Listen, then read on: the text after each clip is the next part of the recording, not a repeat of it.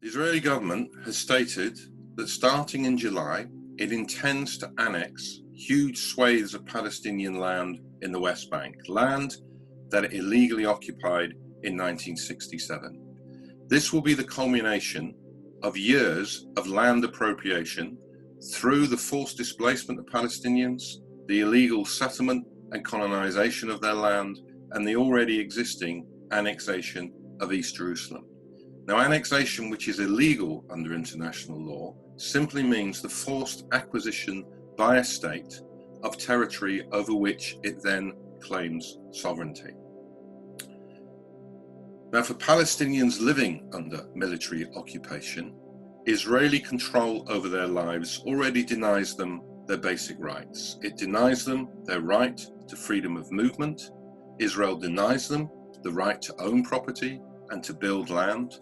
And for their children, sometimes as young as 12, Israeli occupation means being made subject to illegal detention and subject to treatment that the United Nations has described as torture.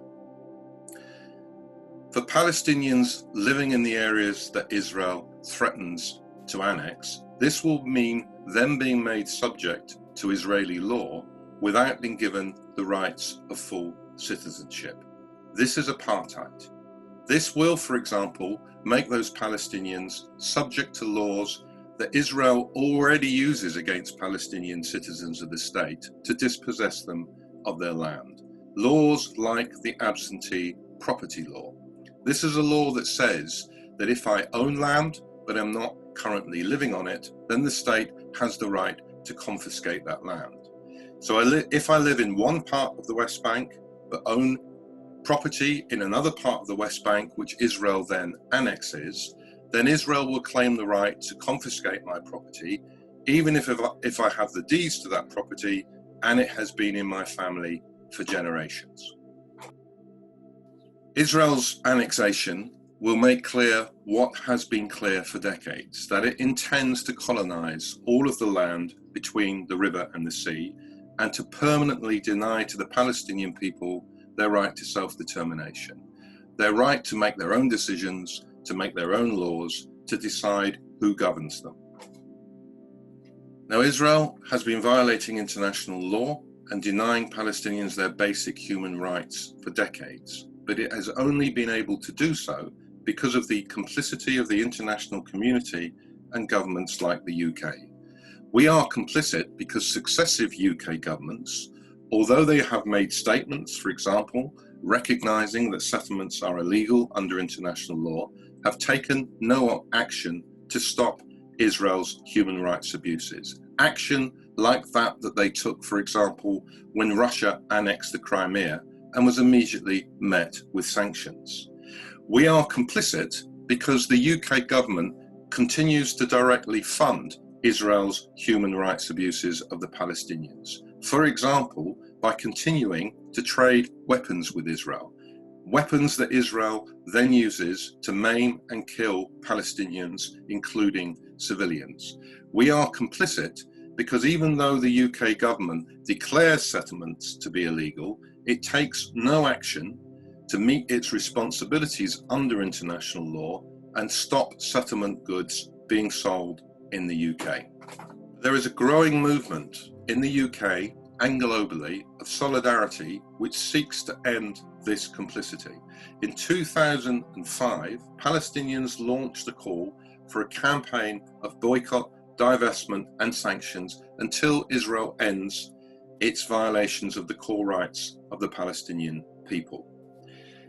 Here in the UK, Palestine Solidarity Campaign is the largest organisation campaigning for justice for the Palestinian people, with tens of thousands of supporters and support from a whole range of organisations, including 12 trade unions who are affiliated to PSC at a national level.